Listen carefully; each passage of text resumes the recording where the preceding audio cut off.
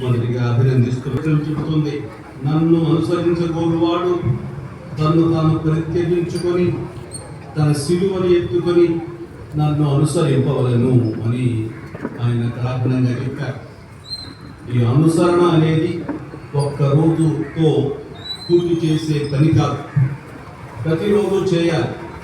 అలా చేస్తేనే మనం క్రీస్తు అనుచరుడం కాగలం, క్రీస్తు అనుచరుడుగా మారతాం.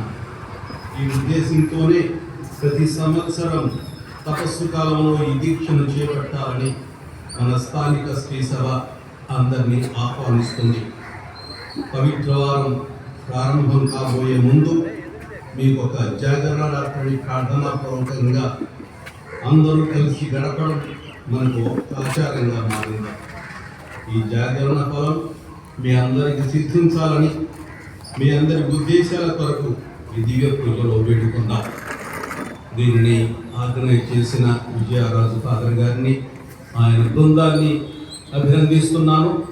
అదేవిధంగా ఈ గుణదల పుణ్యక్షేత్ర రెక్టర్ గారైన జయరాజు ఫాదర్ గారిని, మనకున్న ఇక్కడ సేవలు అందించే సహాయ గురువులందరినీ, ఎవరైతే ఈ జాగరణకు సహాయం చేశారో ఆ గురువులందరినీ, ఉపదేశ మాస్టర్లని, ప్రతి ఒక్కరిని, మ్యూజిక్ లేకుంటే ఎవరైతే ఇక్కడ మనకు మిగిలిన సఫర్యాలు అందించారో వాళ్ళందరినీ అభినందిస్తూ ఈ పూజను ప్రారంభిద్దాం.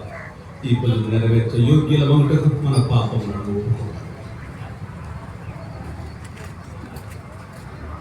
సర్వశక్తి గల సర్వేశ్వరుని చెంతను.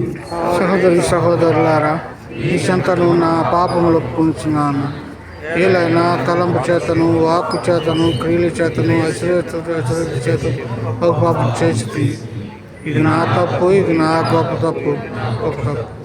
అందుచేత నిత్యకైన నా పరిశుద్ధ మరియ మాతను, సకల దూతలను, పునీతులను, సహోదరుల మీరును నా కొరకు నా ప్రకారమైన సర్వేశ్వరిని ప్రార్థింపవాలని బతిమాలుచున్నాను. సర్వశక్తి గల సర్వేశ్వరుడు మనకు దయ చూపి మన పాపములను మన్నించి మన నిత్య జీవనం చేర్చుదురుగాక. ఆమేన్. ప్రభువా దయ చూపుము, ప్రభువా దయ చూపుము, క్రీస్తువా దయ చూపుము, క్రీస్తువా దయ చూపుము, ప్రభువా దయ చూపుము, ప్రభువా దయ చూపుము. ప్రార్థించుదాం. ఓ ప్రభువా, నీ ప్రజల అపరాధములను మన్నింపమని ప్రార్థించుచున్నాము. నీ మంచితనముతో మాకు విముక్తిని దయచేయము. మా బలహీనత వల్ల మేము చిక్కుకున్న పాపబంధమును తెంచివేయ కరుణింపుము. నీతోనూ పవిత్రాత్మతోనూ కలిసి యుగ యుగములు జీవించుతూ పాలించు మా ప్రభువును నీ కుమారుడైన యేసుక్రీస్తు ద్వారా ఈ మనవి చేయుచున్నాము. ఆమేన్. 10 నుండి 13 వచనం వరకు, ఎల్లయెడల భయము ఆవహించి ఉన్నది, మనమిద్దరి మీద అధికారులకు ఫిర్యాదు చేయుదుము అని ఎల్లరూ గుసగుసలాడుకునుట నేను వింటిని. నా స్నేహితులు కూడా నా పతనము కొరకు కాచుకొని ఉన్నారు. బహుశా ఇతడు మోసమునకు లొంగును. అప్పుడు మనమితనిని పట్టుకొని పగ తీర్చుకుందామని అనుకొనిచున్నారు. కానీ ప్రభు, బలాఢ్యుడవు, వీరుడునైన నీవు నా పక్షమున ఉన్నావు. నన్ను హింసించువారు ఓడిపోయి పడిపోవుదురు. విజయము సాధింపలేక శాశ్వత అవమానమును తెచ్చుకుందురు. సర్వశక్తిమంతుడైన ప్రభు, నీవు నరులను న్యాయబుద్ధితో పరిశీలింతువు, వారి హృదయమును మనసును పరీక్షింతువు. నేను నా వ్యాజ్యమును నీకు అప్పగించితిని. కావున నీవు నా విరోధులకు ప్రతీకారము చేయగా నేను చూదురుగాక. ప్రభువును కీర్తించి స్తుతింపుడు. ఆయన పీడితులను దుష్టుల వారి నుండి విడిపించును. ఇది ప్రభుని వాక్కు. సర్వేశ్వరునికి వందనములు. భక్తి కీర్తన. అందరూ నా ఆపదలో నేను ప్రభువుకు మొరపెట్టి తిని నా మొర ఆయన చెవిని పడెను. ప్రభు, నేను నిన్ను ప్రేమించున్నాను.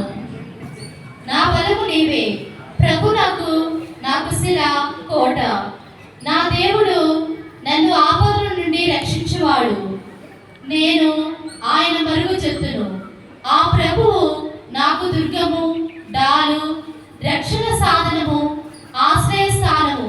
నేను ప్రభువుకు మొరపెట్టగా అతడు నన్ను శత్రువుల నుండి కాపాడెను. అందరూ నా ఆపదలో నేను ప్రభువుకు మొరపెట్టి తిని.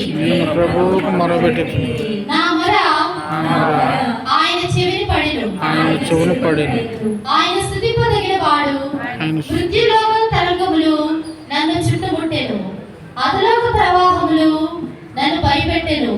పాతాళ పాశములు నన్ను చుట్టుకొనెను. మృత్యుబంధములు నన్ను పెనవేసుకొనెను. అందరూ నా ఆపదలో నేను ప్రభువుకు మొరపెట్టి తిని. నా మొర ఆయన చెవిని పడెను. నా ఆపదలో నేను ప్రభువుకు మొరపెట్టి తిని. నా దేవుని వేడుకొంటిని. ఆయన తన దేవాలయము నుండి నా వేడుకోలు ఆలించెను. నా మొర ఆయన చెవిని పడెను. సువిశేషములకు ముందు వచనము. హృదయ పరివర్తనము చెందుడు పరలోక రాజ్యము సమీపించి ఉన్నది అని ప్రభు పలుకుచున్నాడు.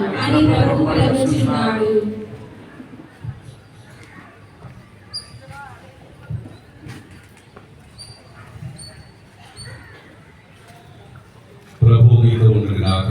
మీ ఆత్మతో ఉండును గాక. పునీత యోహాను రాసిన పవిత్ర సువిశేషంలోని భాగము. 10వ అధ్యాయము 31వ వచనం నుంచి 42వ వచనం వరకు. ఆ కాలంలో యూదులు మరలా ఆయనను రాళ్లతో కొట్టుటకు రాళ్లను తీసుకొని యేసు వారిని తండ్రి అతను మీకు అనేక సత్కార్యములు చూపితని వానిలో దేని కారణంగా నన్ను రాళ్లతో కొట్టుతున్నారు అని అడిగాను. అందుకు యూదులు, నీవు మనుషుడు అయి నీవు దేవుడినని అంటున్నావు, కావున దేవదోషం చేసినందులకు నిన్ను రాళ్లతో కొట్టుతున్నాము, కానీ సత్కార్యం చేసినందుకు కాదు అని అనేది. అందుకు యేసు వారితో ఇట్లా, మీరు దైవంలో నేను చెప్పినది అని మీ ధర్మశాస్త్రం వ్రాయబడి ఉండలేదా? దేవుని వాకు ఎవరి వద్దకు వచ్చినో వారే దైవంలో చెప్పిన లేఖనము నిరసన కానేరదు కదా. అట్లయినా తండ్రి నన్ను ప్రతిష్ఠ చేసి ఈ లోకములకు పంపాను. అంటే నేను దేవుని కుమారుడని చెప్పినందున దేవదృష్టిని పలుకుతున్నానని నిందారోపణ చేస్తున్నారా? నేను తండ్రి పనులను చేయనేలా మీరు నన్ను నమ్మవద్దు, కానీ నేను వారు నెరవేర్చుకున్న ఎడలా మీరు నన్ను నమ్మకపోయినను నా క్రియలను నమ్ముడు. తండ్రి నా యందును నేను తండ్రి యందును ఉన్నామని మీరు గ్రహించరు. వారు మరలా యేసును పట్టుకొనుటకు ప్రయత్నించారు, కానీ ఆయన వారి చేతుల్లో పడగా తప్పుకొని పోయాను. యోహాను మరల బాప్తిసం ఇచ్చిన యోహాను ఆవలి తీరమునకు యేసు మరలా వెళ్ళి అతడనే ఉండెను. అనేకులు ఆయన వద్దకు వచ్చి, యోహాను అద్భుత చిహ్నములు ఏమీ చేయలేదు, కానీ ఈ మనిషిని గురించి అతడు చెప్పినదంతయు యథార్థం అని వారు పలికిరి. అక్కడ అనేకులు ఆయనను విశ్వసించిరి.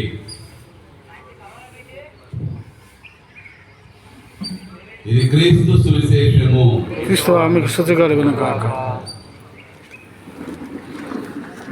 చీకట్లో నేను వెళుతున్నా సరే నాకు భయం లేదు, ఎందుకంటే నీవు నాతో ఉన్నావు, నాతో వెళుతున్నావు. కీర్తన 23:4. కీర్తనకారుడు క్లిష్ట పరిస్థితిని ఎదుర్కొన్న ప్రతిసారి అతడు దైవ సాన్నిధ్యాన్ని మరింత లోతుగా అనుభవిస్తున్నానని ఈ వచనాలు మనకు నిరూపిస్తున్నాయి. దైవవాక్యం మనకిచ్చే అభయం ఏమిటి?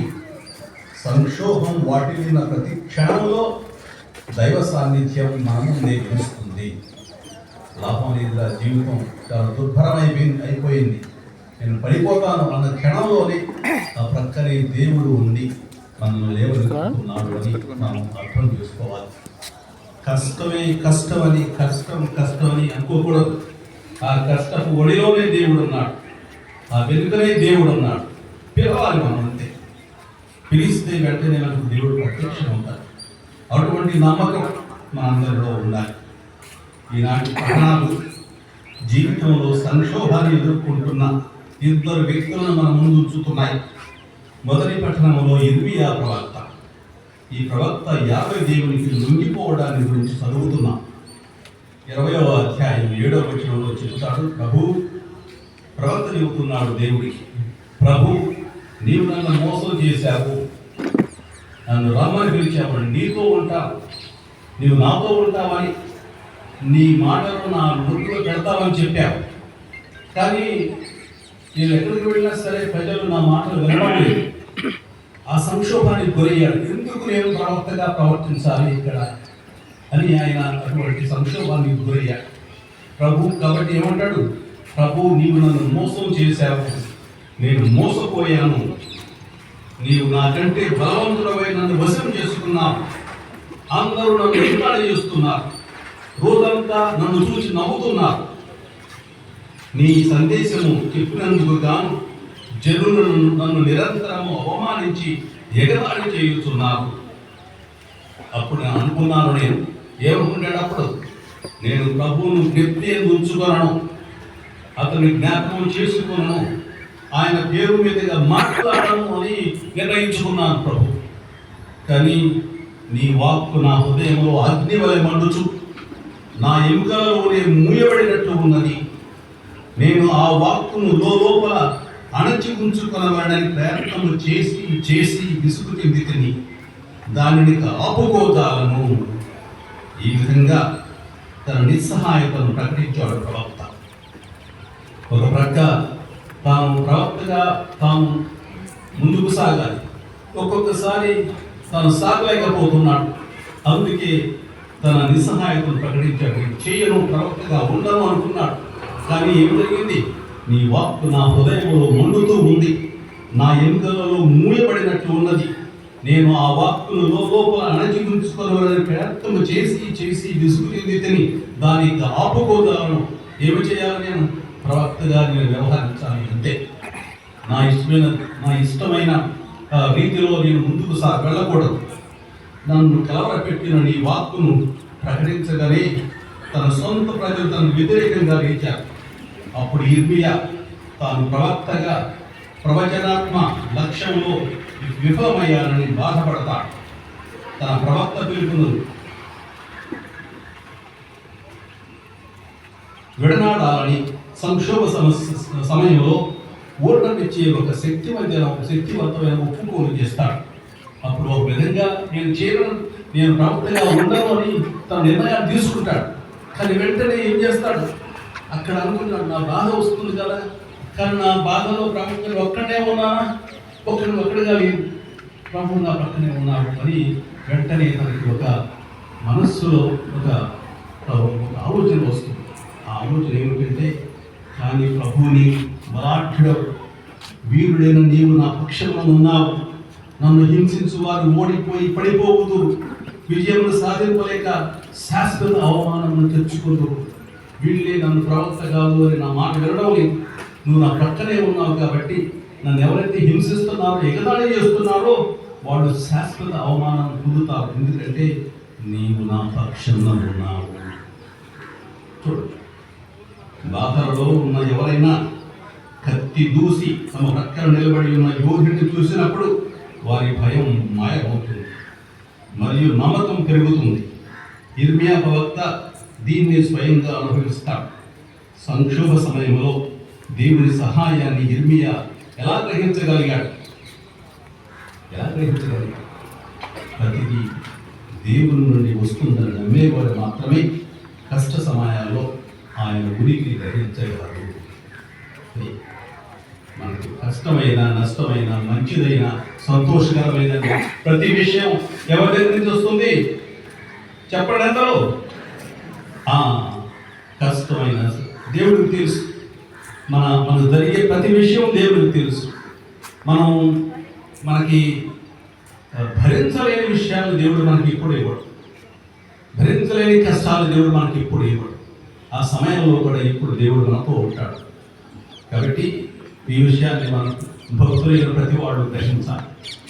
ఇటు స్వార్థ పట్టణంలో యేసుకు యూదులతో రగులుతున్న వివాదం తారస్థాయికి చేరుకుంది. అసలు యెరూషలేము దేవాలయంలో దేవాలయ ప్రతిష్ట ఉత్సవం జరుగుతూ ఉంది. పూర్వం అంటియోకుస్ అనే గ్రీకు రాజు దేవాలయాన్ని అమంగళం చేయగా మక్కవీయులు దాన్ని శుద్ధి చేసి పవిత్రం చేయడానికి ఓ ఉత్సవ దినాన్ని నెలకొల్పారు.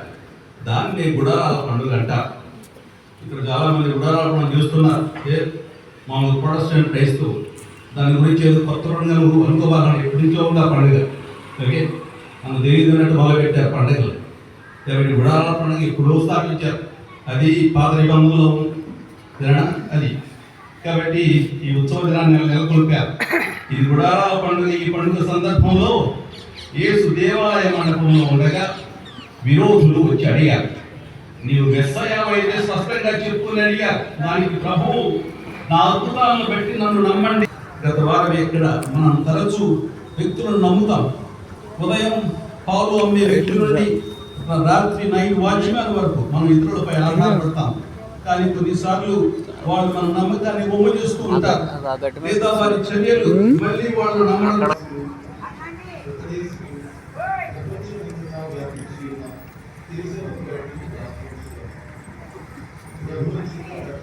పర్లే.